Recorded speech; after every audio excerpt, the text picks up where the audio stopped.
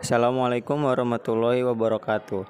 Dalam pembelajaran video kali ini akan membahas tentang perkembangan politik dan ekonomi pada masa pemerintahan B.J. Habibie. Perkembangan politik dan ekonomi pada masa pemerintahan B.J. Habibie oleh kelompok 1. Yang pertama-tama kita bahas tentang awal reformasi. Setelah mundurnya Soeharto dari jabatannya sebagai presiden pada tanggal 21 Maret 1998 menjadi awal dari lahirnya reformasi di Indonesia. Perkembangan politik ketika ditandai dengan adanya pergantian presiden di Indonesia. Setelah Presiden Soeharto mengumumkan pengunduran dirinya dari jabatan tersebut. Melalui pidatonya di hadapan wartawan dalam dan luar negeri setelah itu, Wakil Presiden yaitu B.J. Habibie langsung diangkat dan diminta sumpahnya untuk menjadi Presiden Indonesia yang ketiga. Di hadapan pimpinan agung dan disaksikan oleh Ketua DPR dan beberapa Wakil Ketua DPR. Perkembangan dalam bidang politik. 1. Pembentukan Kabinet Reformasi Pembangunan. Sehari setelah dilantik menjadi Presiden Republik Indonesia, B.J. Habibie berhasil membentuk kabinet yang diberi nama dengan Kabinet Reformasi Pembangunan. Kabinet Reformasi Pembangunan ini terdiri dari 36 menteri, yaitu 4 menteri negara dengan tugas sebagai menteri koordinator, 20 menteri negara yang dipimpin oleh departemen, dan 12 menteri negara yang memimpin tugas tertentu.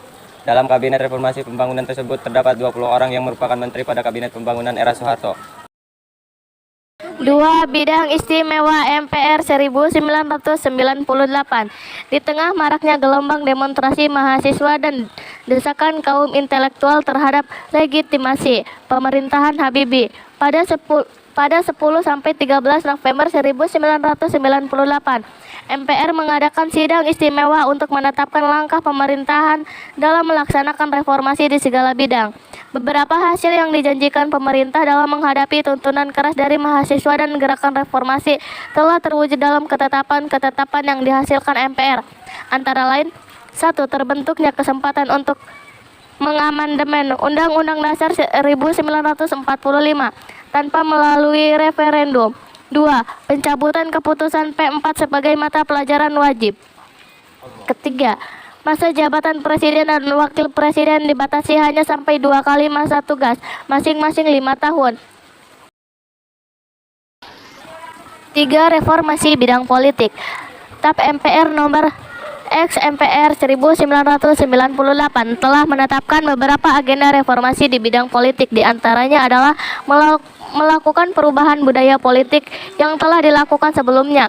Adapun strategi pemerintahan Presiden B.J. Habibie dan dalam melaksanakan perubahan aspek politik yaitu 1. Bebas berpolitik. Dengan adanya kebijakan baru ini sebanyak 80 partai politik telah dibentuk, namun hanya 48 partai yang berhak mengikuti pemilu. Dalam kebebasan berpolitik, pemerintah juga membebaskan mengeluarkan pendapat dan berserikat. Yang kedua, kebebasan pers.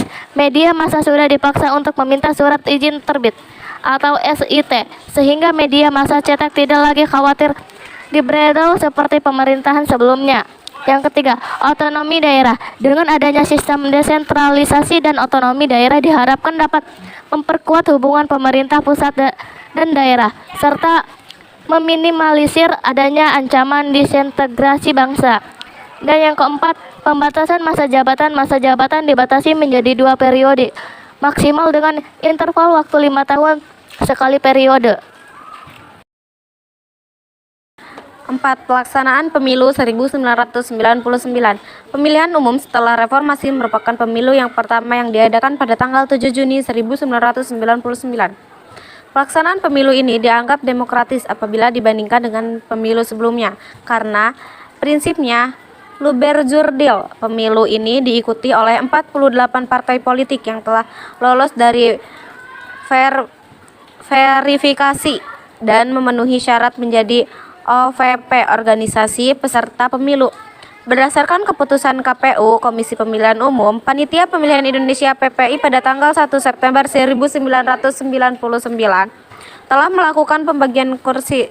Hasil pemilu, hasil pembagian kursi tersebut menunjukkan 5 partai besar menduduki 417 kursi di DPR atau 90,26% dari 462 kursi yang telah diperebutkan. PDIP muncul sebagai pemenang pemilu dengan meraih 153 kursi, Golkar memperoleh 120 kursi, PKB 51 kursi, dan PAN 34 kursi. Perkembangan dalam bidang ekonomi. Periode pemerintahan B.J. Habibie dikenal sebagai masa transisi dari krisis ekonomi ke proses pemulihan. Pada masa ini, pemerintah menerapkan reformasi kebijakan ekonomi di sejumlah sektor guna memulihkan kepercayaan publik yang merosot akibat krisis. Yang telah Habibie lakukan untuk mengatasinya yaitu 1. Selamatkan RI dari krisis moneter 1998. Saat Habibie dilantik pada 21 Mei 1998 menggantikan Soeharto, kondisi ekonomi Indonesia tengah porak-poranda. Habibie kemudian berhasil membawa Indonesia keluar dari cengkraman krisis moneter. Habibie berhasil menerapkan independen bagi Bank Indonesia untuk fokus menjaga kondisi moneter domestik, terutama menjaga kondisi perekonomian pasca krisis 1998. 2.